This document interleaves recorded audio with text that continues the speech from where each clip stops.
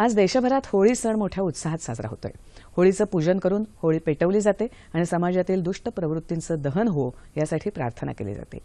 होळी या सणाचं सामाजिक महत्त्व आणि या सणाचं कालानुरूप बदलत जाणारं स्वरूप याविषयी अधिक चर्चा करण्यासाठी सामाजिक कार्यकर्त्या स्नेहल आयरे आज आपल्या स्टुडिओमध्ये आलेल्या आहेत। नमस्कार, 9:30च्या बातम्यांमध्ये आपलं स्वागत। नमस्कार आणि सगळ्यांना आणि तुम्हाला सुद्धा होलिकोत्सवाच्या रंगपंचमीच्या शुभेच्छा। नमस्कार। आपण आत्ताच म्हणतोय की आज होळी सगळीकडे साजरी केली जाते, नंतर रंगपंचमी येणार आहे। तर होळीचं जे पारंपरिक स्वरूप होतं आणि सध्याचं जे बदललेलं स्वरूप आहे म्हणजे त्याचं एक कमर्शियलायझेशन झालंय किंवा झाडांची कत्तल होतेय, पाण्याचा अतिरेकी वापर होतोय, नैसर्गिक रंग जाऊन केमिकल रंग आपण वापरतोय। तर ह्या बदलत्या रूपाविषयी आपण काय सांगाल? आज फाल्गुन पौर्णिमा म्हणजे महाराष्ट्रामध्ये बऱ्याच ठिकाणी याला शिमगा सुद्धा म्हटलं जातं। खरं सांगायचं म्हणजे तर थंडीमध्ये सगळ्यांना गारठून टाकणाऱ्या थंडी नंतर त्या थंडीला निरोप देऊन आता येणारा उष्णता जो आहे या थंडीमध्ये आपल्याला जी अग्नी देत होती देवता, तिला कुठेतरी कृतज्ञतापूर्व वंदन करण्याचा आजचा हा दिवस।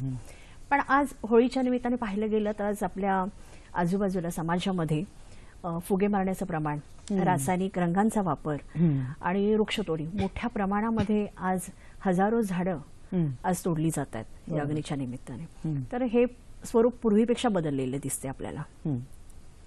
पण याचं कारण काय असं, म्हणजे असं का बदलत गेलं, इतकं का त्याचं अगदी कमर्शियल रूप यायला लागलंय?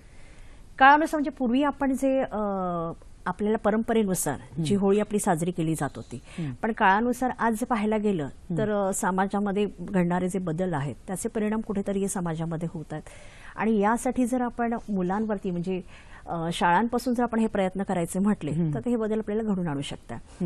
आता उदाहरण द्यायचं झालं तर आपण वृक्षतोडीचं जे आहे तर वृक्षतोड होऊ नये यासाठी मुलांना शालेय वयातच त्यांना वृक्षारोपणाचं जर महत्त्व आपण पटवून दिलं तर ती मुलं त्याच्या वृक्ष तोडण्याऐवजी एक वृक्ष लावा अशी होळी साजरी करा। बरोबर बरोबर। म्हणजे आज जागतिक तापमान जे वाढतं आहे तर ते तापमान वाढण्यामागे जे कारण आहे ते जर आपण मुलांना पटवून दिलं तर भूगर्भातली जी पातळी आहे पाण्याची ती त्याच्यामुळे कशी वाढेल, त्या पाण्याचा निचरा झाडं लावल्यामुळे पाण्याची पातळी वाढते, हे जर त्यांना आपण समजावून दिलं तर वृक्ष लावण्यामागचा त्यांचा हेतू जो आहे तो आपल्याला सफल होऊ शकतो। आणि आज जी वृक्षतोड होते त्या मोठ्या प्रमाणामध्ये जे वृक्ष तोडले जातात तर कुठेतरी आपण ते वृक्ष लावले गेले पण पाहिजे तेवढ्या प्रमाणात ते लावले जात नाहीत आज। पूर्वी काय व्हायचं की नको असलेले पदार्थ त्यात जाळून टाकले जायचे, बरोबर। पण आता असं झालंय की होळी पेटवण्यासाठी कोणतेही चांगली वस्तू सुद्धा आणून त्यात जाळल्या जातात। म्हणजे लाकूड फाटा असेल किंवा रॉकेल टाकतात, पेट्रोल टाकतात, म्हणजे त्याच्या मागचा हेतूच बरोबर। जर आज आपण या होळीकडे आपण जे एक सामाजिकता यानी किंवा एक स्वच्छता अभियान जर आपण पाहिलं राबवायचं म्हटलं, नवीन दृष्टिकोन म्हणजे आज आपण बघतो की आपला आहार बदलला आहे, आपला पोशाख म्हणजे पूर्वी जे धोतर नेसलं जायचं तर शर्ट पॅन्ट आलेली आहे, मग आपल्या सणांकडे बघण्याचा दृष्टिकोन का नको बदलायला? तर जर सणांचा दृष्टिकोन आपल्याला बदलायचा असेल तर आज आपण स्वच्छता अभियान सुद्धा या होळीच्या निमित्ताने राबवू शकतोय। म्हणजे आपल्या परिसरामधला समजा कचरा आपण गोळा केला आणि तो जर आपण या होळीच्या ह्याने आपण जाळला तर एक स्वच्छता पण होऊ शकते आणि एक आपल्या होळीचा सण पण आपण त्याच्यातून साजरा करू शकतो। म्हणजे हे नवीन प्रकारचं आपण रूप देऊ शकतो। त्याचप्रमाणे बऱ्याचशा महिला वटपौर्णिमेला आपण पाहतो की वडाच्या फांद्या तोडून आणून आपण पूजा करतो। तर अशाऐवजी जर तुम्ही वडाची फांदी घरी आणून ती जर लावली, झाडच जर तुम्ही लावलं, तर माझ्याही घरी अशा प्रकारचं झाड मी जवळजवळ 22-23 वर्ष माझ्या लग्नापासून मी त्या झाडाची पूजा करते। म्हणजे मी एकटीच करत नाही तर माझ्याबरोबर माझ्या सोसायटीतल्या सगळ्या स्त्रिया आहेत त्याही त्या वडाची पूजा करतात। म्हणजे कुठेतरी ही झाडांची तोड आपण थांबवली पाहिजे एक स्त्री म्हणून। या सणांच्या माध्यमातून हे पण काम आपण जपलं पाहिजे। आपण तुम्ही लहान मुलांचं म्हणालात तर आपण असं म्हणतो की लहानपणीच आपण जे संस्कार करतो ते कायमचे आपल्या मनात बिंबलेले असतात। तर आपण लहानपणापासून जर सुरुवात केली, मुलांच्याच मनावर या होळीचं महत्त्व तशा प्रकारे बिंबवलं तर आपण ते कशा प्रकारे बिंबवू शकतो, त्यांना होळी कशी साजरी करायचं? बरोबर बरोबर, अगदी आपण ह्या प्रकारे करू शकतो। कारण लहान मुलं हे अनुकरणातून करत असतात या सगळ्या गोष्टी।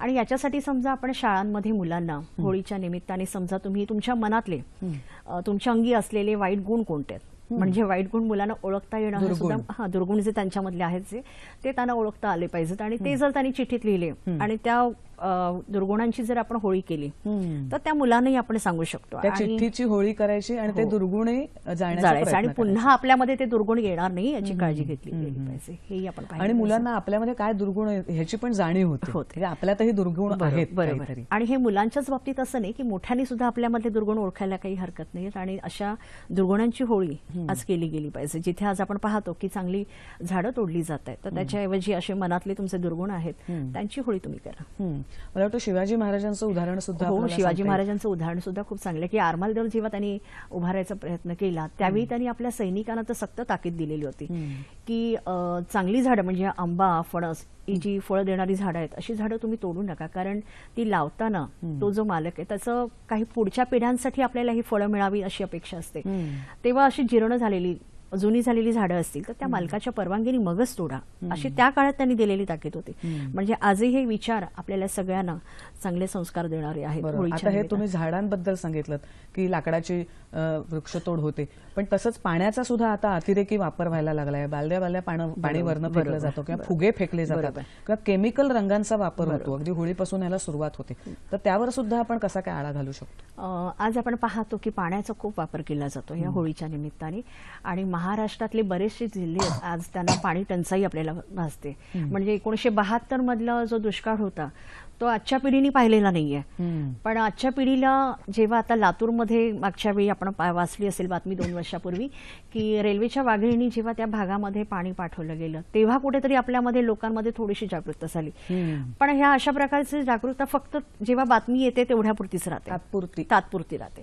ती पुढे आपल्याला सतत त्यांच्यावरती त्या गोष्टींचा आपल्याला जलसाक्षरतेचा आपल्या त्यांच्यावरती प्रभाव टाकण्यासाठी सतत प्रयत्न केले गेले पाहिजे असं मला वाटतं. त्याच्यात पूर्वी नॅचरल रंग वापरायचे निसर्गाच्या, बरोबर. म्हणजे पूर्वीचे जे रंग असायचे की जे आपले हळद असायची किंवा जांभळं, आणखीन आपलं पानं, पळस त्याची पानं आणि फुलं यांचाही वापर करून पूर्वीचे रंग, पारंपरिक रंग तयार केले जायचे. ऍक्च्युअली खरं पाहायला गेलं तर त्या काळामध्ये ते जे रंग वापरले जायचे ना त्याचा त्यामागचा हेतू असा असायचा की ते रंग वापरताना आपले अंग जे भिजायचं त्या कपड्यांमधून ते रंग आपल्या शरीरापर्यंत पोहोचत होते आणि रंध्रांपर्यंत ते रंग पोहोचायचे. आणि मग या होळीच्या नंतर येणारी जी उष्णता आहे आणि त्याच्यामध्ये होणारे आपल्याला जे आजार आहेत तर त्या आजारांना प्रतिबंध करणारे ते रंग होते. पण आजकाल जे बाजारामध्ये रंग येतात ते तसे नाही, ते रासायनिक असल्यामुळे ते मुलांच्या शरीराला किंवा कोणाच्याही शरीराला ते घातक असे आहेत रंग. तर अशा पारंपरिक रंगांचा आपण वापर केला पाहिजे. आपल्याकडे हळद असते किंवा बीटचा वापर तुम्ही करू शकता, आपल्याकडे पालक आहे त्याचा वापर करू शकता हिरव्या रंगासाठी. बाजारातले रंग आणायची काही गरज नाही. अशा प्रकारे पूर्वीचे जे रंग आहेत ते पारंपरिक त्या रंगांचा वापर अशा प्रकारे आपण करू शकतो. बरोबर. तुम्ही आता लहान मुलांसाठी सांगितलं की त्यांच्या लहानपणापासूनच संस्कार केले तर खरंच ती कारण आपली पुढची भावी पिढी असते, म्हणजे तेच भवितव्य असतं, तर त्यांच्या मनावर. पण मोठ्यांमध्ये सुद्धा विशेषतः तरुण मुलांमध्ये म्हणजे आता असं झालंय की ह्या होळीचं स्वरूप इतकं व्यावसायिक झालेलं आहे की एक सण न राहता त्याच्याकडे एक इव्हेंट म्हणून बघितलं जायला लागलंय. म्हणजे तो साजरा करायचा, मग पार्टी करायची. तर त्याच्यापेक्षा त्यांनी जर तोच त्यांची जी ऊर्जा आहे ती कुठल्या तरी पॉझिटिव्ह कामामध्ये वापरली तर असं तुम्ही तरुणांना काय आवाहन कराल, काय सजेशन कराल की तुम्ही काय करू शकता या होळीच्या निमित्ताने? नक्की. साध माणुसकी अभियानाचं मी जे काम करते त्या साध माणुसकी अभियानाच्या तर्फे आम्ही सगळ्या मैत्रिणी साताऱ्यामधल्या आपल्या अभिनेता सयाजी शिंदे यांच्या वृक्षारोपणाच्या कार्यक्रमाला आम्ही गेलो होतो आणि त्या ठिकाणी आम्हाला मात्र पाहायला मिळालं की सयाजींनी आपल्या आईची तुला केली होती, बीज तुला, की त्या बियांचा वापर नवीन रोपं निर्माण करण्यासाठी. तर समाजामधल्या प्रत्येकाने जर आपल्याला आपला परिसर हिरवागार करण्यासाठी जर प्रयत्न करायला हवा, ती ऊर्जा जी तरुणांकडे आहे ती वापरली पाहिजे. त्याचप्रमाणे राजापूरला जर नागरिक संघातर्फे मी जे काम करते सामाजिक, तर आम्ही तिथल्या शाळांपर्यंत तिथे गावामध्ये प्रत्यक्षात जाऊन आम्ही तिथल्या मुलांबरोबर वृक्षारोपण आम्ही करतो की या लहान वयातच त्यांना वृक्षारोपणाची आवड त्यांच्यामध्ये निर्माण व्हायला हवी आणि वृक्षांचं संवर्धन पण त्यांनी केलं पाहिजे. म्हणालात तसंच की जसे आपले आता आपली जीवन पद्धती बदलत चालली आहे तशा आपल्या सणांकडे बघण्याची पद्धती सुद्धा बदलली पाहिजे. आधुनिक जे प्रश्न आहेत ते त्याला जोडून घेतले तर आपण सण खूप चांगल्या अर्थाने साजरा केला असं म्हणता येईल. तुम्ही या सगळ्या ज्या सूचना केल्या आहेत त्या खरंच पुढच्या होळीपर्यंत सगळ्यांनी जर अंमलात आणण्याचा प्रयत्न केला तर एक चांगली होळी आपण साजरी करू, सामाजिक होळी असं म्हणता येईल. पुन्हा एकदा तुम्हाला होळीच्या शुभेच्छा. आणि तुम्ही ह्या ज्या सूचना दिल्यात त्याचा नक्कीच कोणी ना कोणीतरी वापर करेल अशी आशा करूया. तुम्ही इथे आलात त्याबद्दल धन्यवाद. धन्यवाद.